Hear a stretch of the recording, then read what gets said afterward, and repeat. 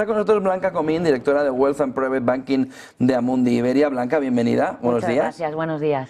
Bueno, viendo sobre todo en primer lugar cómo valoráis el movimiento de bajada de tipos, porque las elecciones, pero el movimiento parece, ¿no?, que nos da ya un cambio importante respecto a la actitud de los bancos centrales con la inflación. Efectivamente, lo que hemos visto es que los mercados han fluctuado mucho, se han movido de forma significativa. El mercado acogió muy bien la bajada tan fuerte por parte de la Reserva Federal y la esperanza de que realmente la Reserva Federal sea capaz de hacer un aterrizaje suave de la economía sin que entremos en la recesión.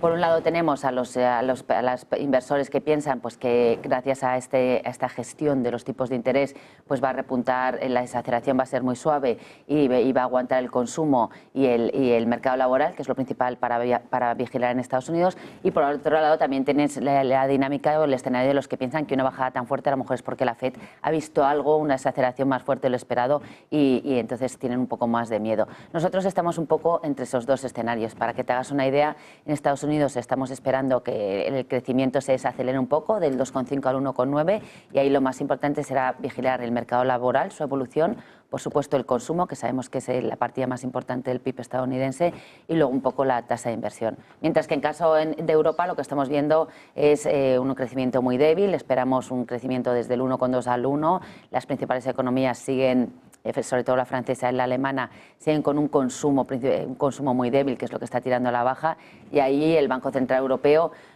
con la última bajada de los tipos, no dio mucha visibilidad en lo que puede ocurrir, pero sí que creemos que con la inflación a la baja, realmente con los costes laborales que no están muy disparados y donde no tienen gran miedo a más presiones inflacionistas, que lo normal es que el Banco Central Europeo siga bajando. Y por acabar, respecto a los bancos centrales, pues tenemos a China, que hemos visto con esas políticas monetarias expansivas, que tiene un firme compromiso de apoyar el crecimiento de la economía, un compromiso por intentar que repunte el precio de la vivienda, y ahora vamos a ver si desde el punto de vista fiscal también ayuda. Y todo esto en un contexto de, como bien has explicado, de elecciones en Estados Unidos y el resultado de esas elecciones, el impacto tan fuerte que pueden tener desde el punto de vista de las políticas comerciales, desde el punto de vista de política fiscal y sobre todo del impacto geopolítico que puede tener en un momento como el actual.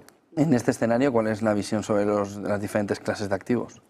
Bueno, ahora mismo en Amundi lo que estamos viendo es que realmente hay una pequeña desaceleración económica, pero luego a la vez lo que estamos viendo es que hay la inflación, la tendencia en la inflación a la baja es positiva, y en ese sentido la flexibilización de los bancos centrales apoya a los activos de riesgo. En carteras, por ejemplo, multiactivos, sí que estamos positivos en duración, eso sí, gestionándola de forma activa y viendo que la renta fija se puede mover de forma distinta en Europa que en Estados Unidos por el ritmo de bajada de tipos de los distintos bancos centrales.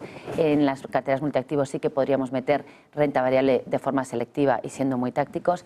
Y luego un activo que nos gusta para este tipo de carteras es el oro, que además ahora mismo con las tensiones geopolíticas sigue actuando como activo refugio, y con las bajadas de tipos de los bancos centrales pues también es un activo físico que suele gustar. En la parte de renta fija, que es lo que estamos viendo, nos gustan los gobiernos, la renta fija, pero hay que ser muy tácticos. Los movimientos que estamos viendo en las TIRES en Estados Unidos son muy llamativos, entonces ahí hay que hacer una gestión muy activa y táctica. El crédito nos gusta, el crédito principalmente de calidad crediticia, preferimos la alta calidad crediticia al high yield, y dentro de la renta fija emergente reconocemos que existen unas TIRES que son muy atractivas, pero no hay que perder de vista que el riesgo geopolítico y las políticas comerciales que pueda implementar el nuevo gobierno de Estados Unidos va a tener un impacto directo en lo que podría ser la renta fija emergente. Nos gusta principalmente la renta fija emergente en moneda fuerte y con emisiones de alta calidad crediticia. Has mencionado la necesidad de priorizar fundamentales y valoraciones en renta variable. ¿En qué estrategias de renta variable veis ahora mismo más interés? Pues en renta variable lo más importante es que efectivamente estamos viendo que la valoración es muy importante, que ya existen, sobre todo en algunos segmentos en Estados Unidos, unas valoraciones muy ajustadas. Creemos que esa concentración en beneficios y crecimiento de beneficios en las 7 magníficas no se va a mantener, que lo más normal es que cada vez veamos que hay una rotación sectorial y que otras empresas estamos viendo que están dando unas previsiones de beneficios mejores, con unos flujos de caja bastante fuertes. Se están utilizando estos flujos de caja para hacer recompra de acciones, para pagar unos dividendos sólidos, y en ese sentido nos fijaríamos sobre todo en ese tipo de empresas que las valoraciones no están tan ajustadas, que tienen una calidad crediticia, que tienen unas calidades desde el punto de vista financiero importantes y que luego además son capaces de trasladar y remunerar a los accionistas conforme a este incremento del flujo de caja. Es decir, dividendos y perspectivas, ¿no?, que sean sólidas en dividendos.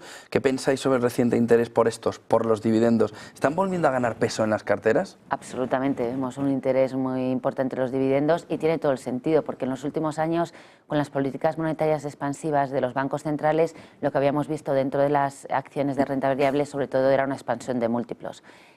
Ahora, gracias a estas políticas monetarias que son más normalizadas, sí que se vuelve a fijar muchísimo más en lo que son los dividendos, que históricamente la remuneración de dividendos venía a representar entre un 30 y un 40% de la remuneración total de las acciones. Había bajado hasta el 10 y creemos que de aquí al futuro lo más normal es que esté en esas medias que está históricamente y que no esté tanto en las medias que hemos visto en los últimos años. ¿Cuáles son las razones específicas que devuelven además ese atractivo a dividendos?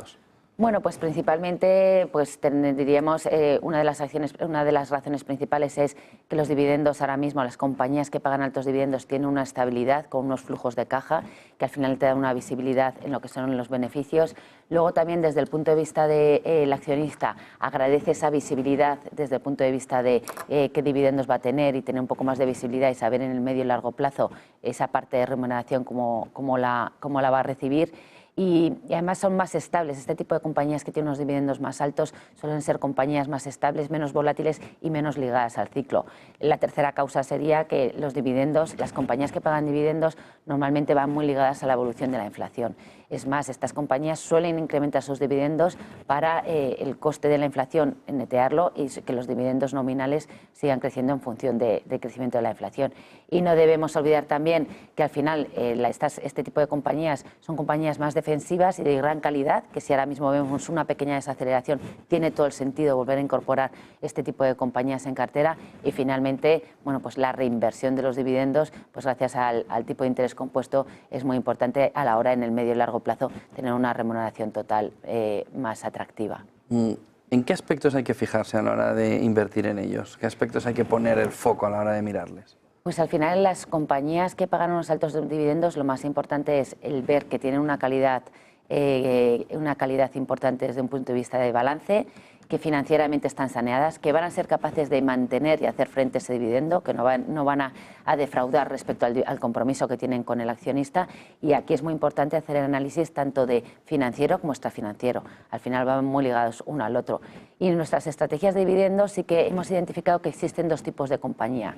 Las compañías que tienen unos dividendos más anclados, esas compañías que tienen históricamente unos dividendos altos, que siempre han pagado el dividendo que han prometido, que son como muy estables a la hora de hacer este pago de dividendos, y luego las que son las compañías que son más las compañías de dividendos de compounders, lo que llamamos que son pues las futuras generadoras de dividendos. ¿Cuál es la parte positiva de esas compañías? Pues que también tienen una apreciación de capital muy interesante. Entonces, con ese tipo de cartera, que tienes dos tipos de estrategias en dividendos, lo que consigues es diversificar mucho más que los fondos que son clásicos, que solo invertían en compañías puramente expuestas a dividendos. Diversificas más y en el medio y largo plazo consigues no solo un atractivo dividendo, no solo un pago de cupón interesante, sino además lo que consigues es una revalorización del capital ligada al índice al que estás representando.